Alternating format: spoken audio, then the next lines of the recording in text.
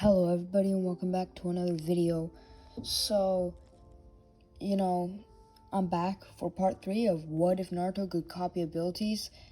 And before we start the video, I am going to be posting a sneak peek for my next video on our Discord server.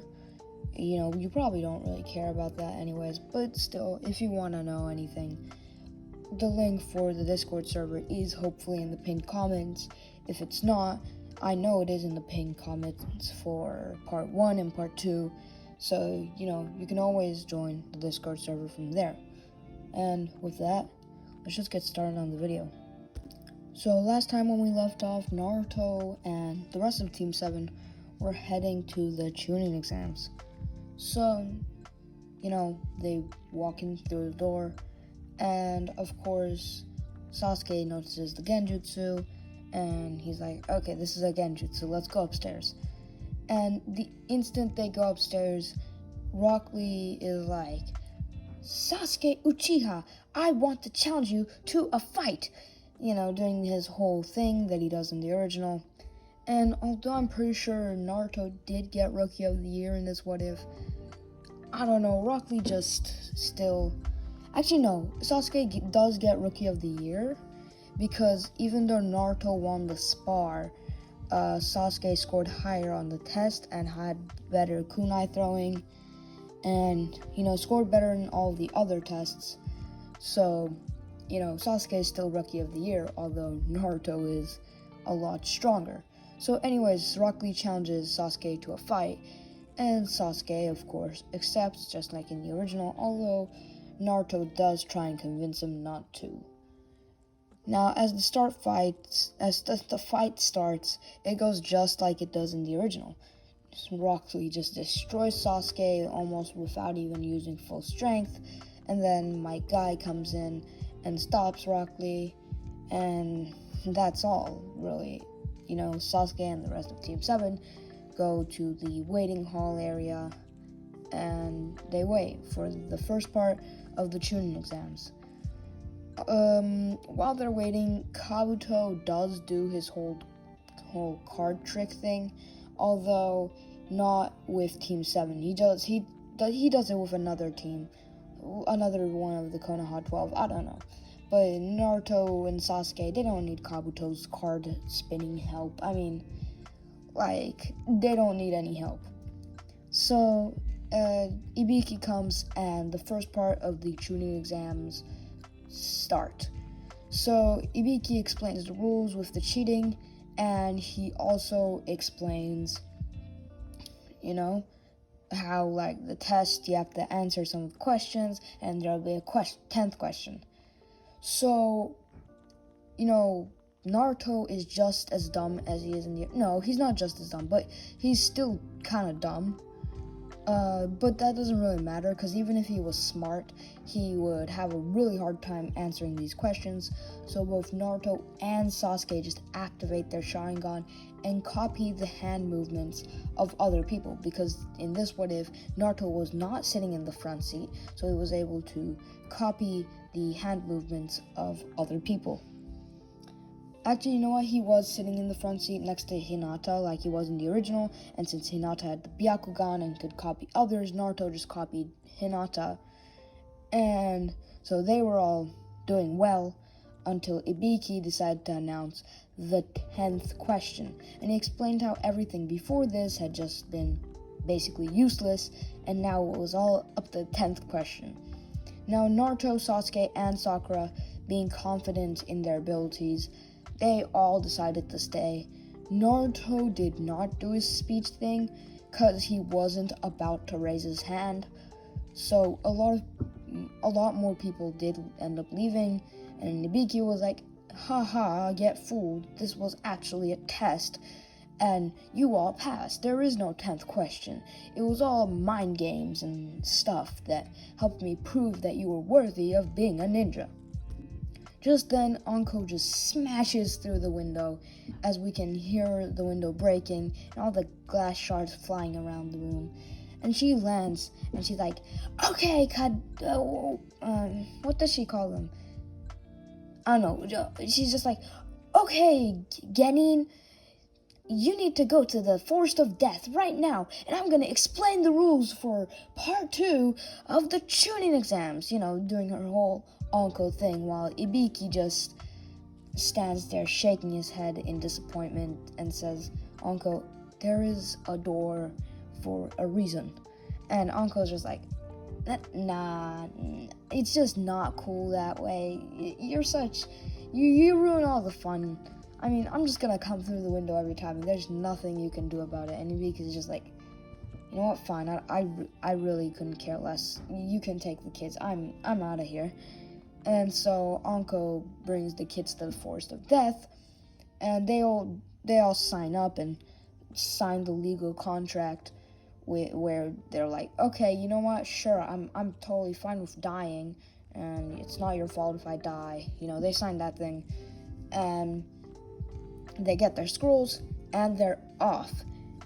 Now, Naruto and the rest of Team 7 are going through the forest, and since they stick together this time, the imposter who tries to be like Naruto and sneak up on Team 7 doesn't succeed because he can't impersonate Naruto because Naruto's not alone, and so he just goes in all by himself without any transformation jutsu or anything, completely underestimating Team 7's power.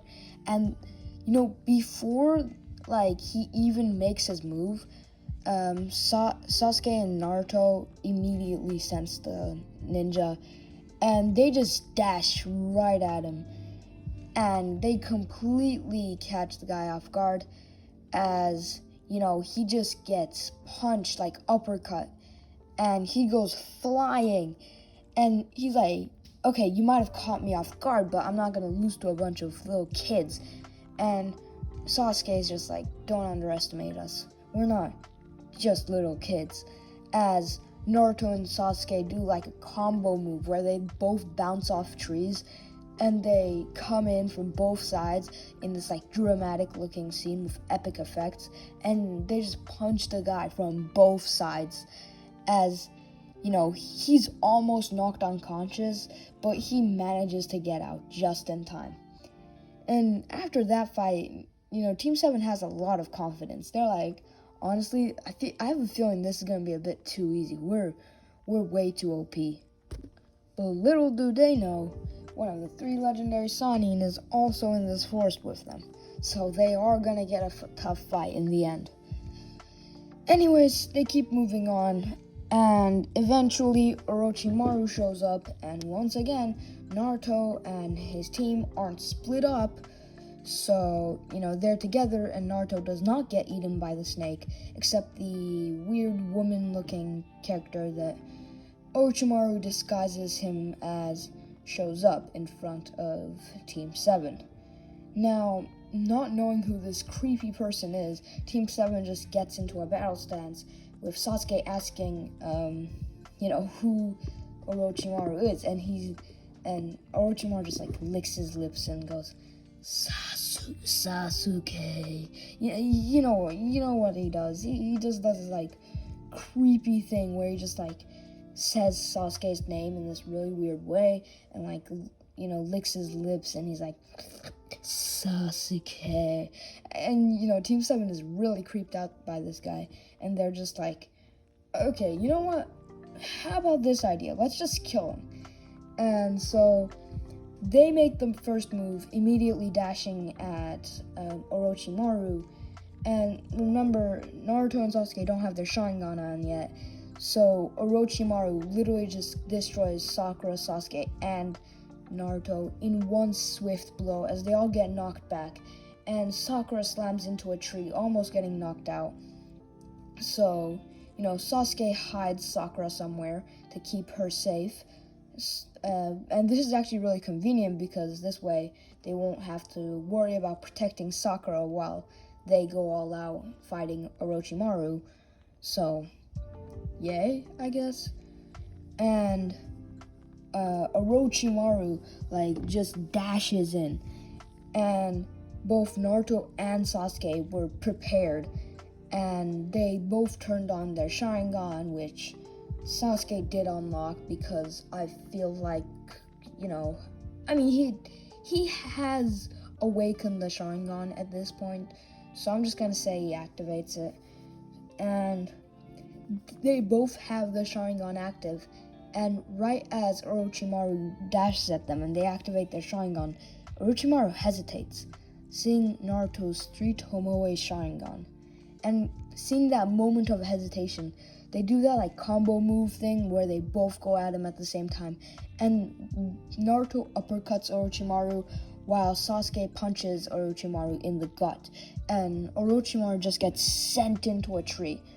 And Sasuke sends his like wire things at him, tying Orochimaru to the wall, and Naruto does a humongous fireball jutsu to completely melt off like Orochimaru's face, revealing his true identity. And Orochimaru is just like, as like Naruto and Sasuke stare at him in shock, Orochimaru steps out of the fire in his true form, as he's like, things just got a lot more interesting.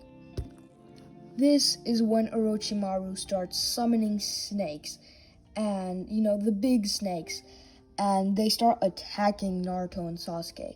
But at this point, Naruto and Sasuke are way too strong to be beaten by a bunch of like snakes. I mean, if Naruto could easily destroy them with QB Rage Chakra mode, or what, the one where he gets a bit of QB influence in his chakra, and Naruto was also able to beat it just with a couple shadow clones with no QB chakra, then, Naruto and Sasuke with Sharingan should be able to destroy the snakes.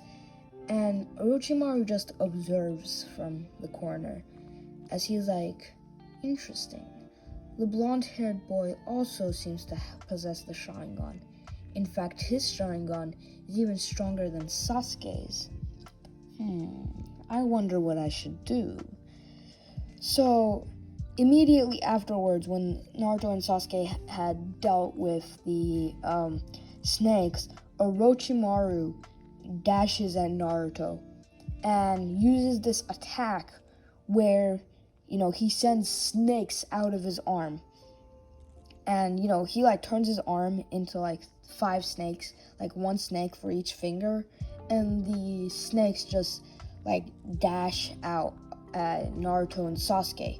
But Orochimaru is extremely shocked at what happens next. As the snakes fly towards Naruto and Sasuke, a bunch of 5 more identical snakes counter those snakes from Naruto's side. And as Orochimaru looks around to see what's happening, he realized that Naruto just used the exact same jutsu that Orochimaru had just used. He literally copied the snake finger hand jutsu and used it against Orochimaru's snake hand jutsu.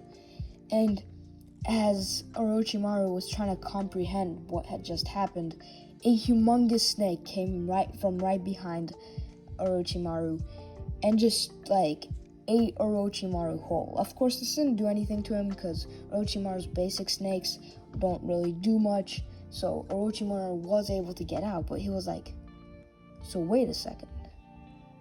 Can this kid copy my abilities?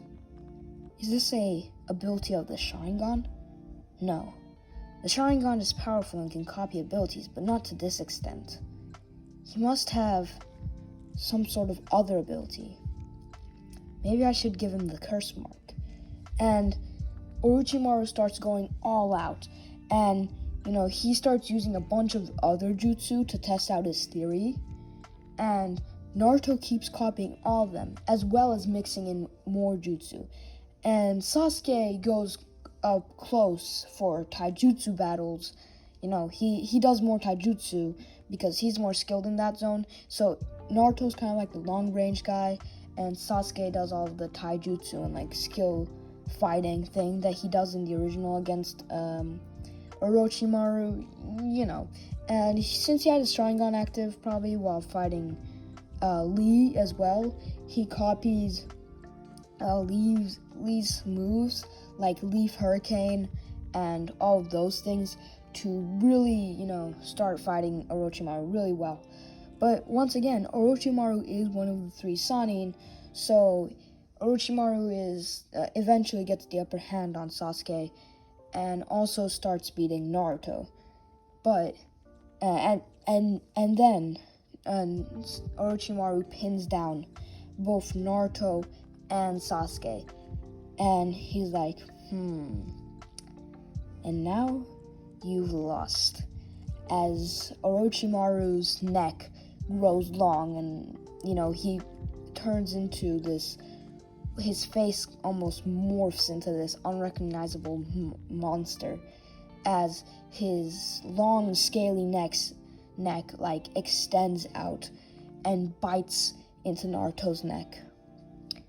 But something unexpected happens. As Orochimaru bites into Naruto's neck, Naruto poofs into a cloud of smoke as Orochimaru jumps back in shock, as he realizes that, he didn't just use a clone jutsu, but he also used genjutsu on Orochimaru to make Orochimaru think that was the actual Naruto. But Naruto's plan did not stop there. See, as Orochimaru was in shock and started looking around, like, frantically trying to find Naruto, he noticed something coming from behind him. And when he looked back, he saw Naruto's head. But his skin was white and pale, his neck long and scaly, as his head extended toward Orochimaru. And Orochimaru tried to dodge out of the way, but it was too late. Naruto had put the curse mark onto Orochimaru. And this is like the most OP Uno reverse card ever. Honestly, I feel like making Naruto do this to literally everyone. It's like, when Madara does the meteor thing, Naruto just meteors him back. Just with every move, Naruto just does it back. Uno reverse. It's just crazy. And so Naruto's curse mark looks a bit different from Orochimaru's. Naruto's curse mark looks a bit more almost how do I say it? It's like a flower, but not really like a flower. Imagine a flower, but there were 9 petals, and all of the petals look like tails, because it's the 9 tails. You know what? You don't have to understand. Just, Naruto put the curse mark on Orochimaru, and so, Orochimaru collapsed, just like it was the way it happened to Sasuke. And as Orochimaru collapsed, Naruto was like, I wonder what that was. And, he was like, I'm glad he wasn't able to do it to us, because that would have been bad. And so after freeing Sasuke, they took Orochimaru's scroll, which just happened to be what they were looking for, and they made it to the building in record time. And Gaara had just literally Gaara's team had barely come right after them. And Gaara was kind of expecting it. Naruto seemed pretty strong, so his team placing before them as well, it was I kind of expected it. Anyways, after that, after waiting in the area for a long time, not a long time, but a couple days, I guess, the person, the guy who kept coughing all the time, he announces that there are gonna be preliminaries, because why not? So, during the preliminaries, Sasuke beats that chakra absorbing guy, because Sasuke doesn't even have the curse mark now. Naruto Okay, I'll get to that later. All of the other fights go the same as in canon, and we have Naruto versus Kiba. Kiba uses Fang, so like the beginning starts the same as it was in the original, but then the instant Kiba tries to use Fang over Fang, Naruto uses a he uses Sarukon Jutsu to, get out of the way and again Jutsu again, so that, Kiba thinks that was the real Naruto all along, but, Naruto actually escaped. And after Kiba went through Naruto's clone, he turned around, trying to use Fang over Fang again, but, like, right when he was about to, Naruto used Fang over Fang against him, and then they were both knocked back, but Naruto just literally finished off Kiba with a Fireball Jutsu. I mean, Kiba seriously doesn't even stand a chance, bro. Naruto's way too OP. Like, if Naruto can beat Orochimaru, Kiba's dead. Straight up. And that's basically all. Gaara versus Rock Lee also goes the same, so there's nothing different there. But you guys gotta remember, Naruto was watching all of the fights, right? Naruto watched the chakra absorbing guy. He watched Rock Lee open however many gates he opened. What was that, like 4 or 5 gates? He watched Gaara's sand moves. He watched Neji and Hinata's fight. And he watched all of them, which means Naruto is extremely OP right now. Like, just by watching the preliminaries, he is super OP.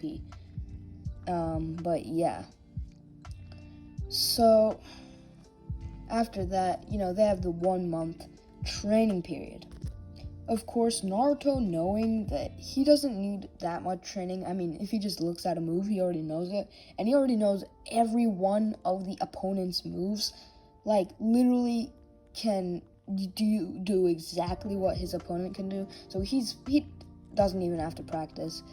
And anyways, what happens is he decides to, go chill out in the hot springs, but on the way, he sees Jiraiya, and he does the whole thing where he's like, "What are you doing, you pervert? You're not supposed to be peeking into the hot springs." And Jiraiya does the whole thing where he's like, "Do you know who I am? I am Jiraiya, the Toad Sage." And since Naruto has, Naruto isn't incredibly stupid in this what if, he actually did some of his homework for once. He knows about the 3 Sannin, and he knows who Jiraiya is. So Naruto is like, "Oh, really? The 3 Sannin? Honestly, I don't believe you. You gotta spar with me if you wanna prove it." And he's like, this kid. I'll just finish him off with one quick jutsu. And so he tries to use the Toad Oil Jutsu, and, he just does a little bit of it, and as he uses the Toad Oil Jutsu to try and cover Naruto in oil, Naruto also does it back to Jiraiya, canceling out the Toad Oil Jutsu. So Jiraiya's like, this kid, I am supposed to be the only person who knows that jutsu. Naruto just smirks and says, "Show me what else you got." And Jiraiya says, "Okay, let's take this fight to the forest." And so they go over to the forest to start sparring. And the instant they go into the forest,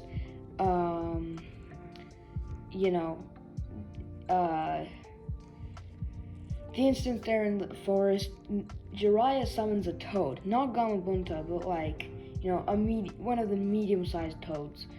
And the instant Naruto sees Jiraiya do that, he's like, okay.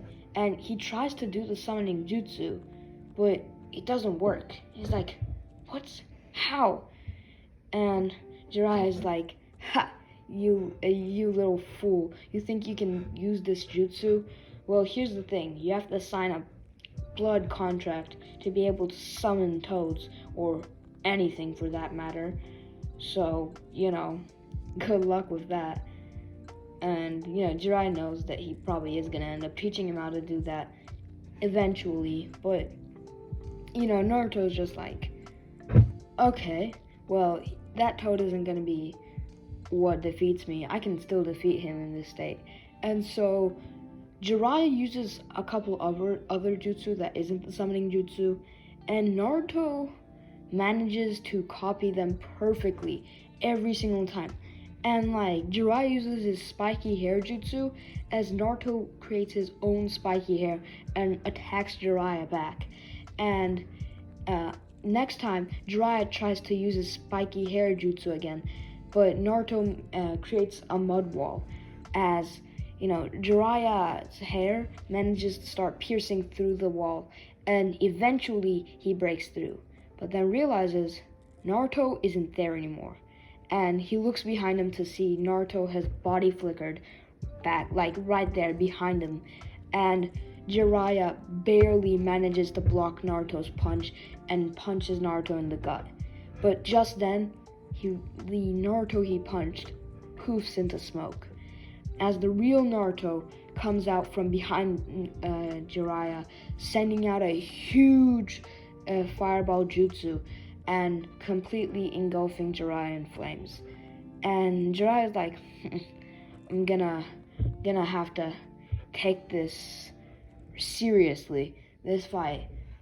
There's still one thing about him I want to test. And so he, does all the, he goes into hiding, and Naruto's like, where'd he go? And meanwhile, he doesn't know, but Jiraiya's making some preparations, and Naruto can't find Jiraiya for about almost 10 minutes while even more. He just tries to he fights Jiraiya's clones, trying to find the real Jiraiya for a really long time. But then eventually, the real Jiraiya steps out, and the instant Naruto lays his eyes on Jiraiya, he is intimidated by Jiraiya's power. He has transformed into something completely different. And he's like, well, I guess first of all, I'll have to activate my Sharingan. As he activates his 3 Tomoe Sharingan, and Jiraiya's just stunned. The Sharingan? But how? Naruto isn't an Uchiha, he is an Uzumaki and Namikaze. That's not how you get the 3 Tomoe Sharingan. You know what I mean? And so Jiraiya's like, okay, now's not the time to think about that.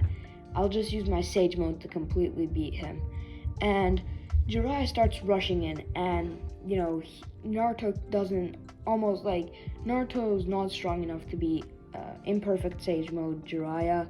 So, Jiraiya's, almost completely destroying Naruto.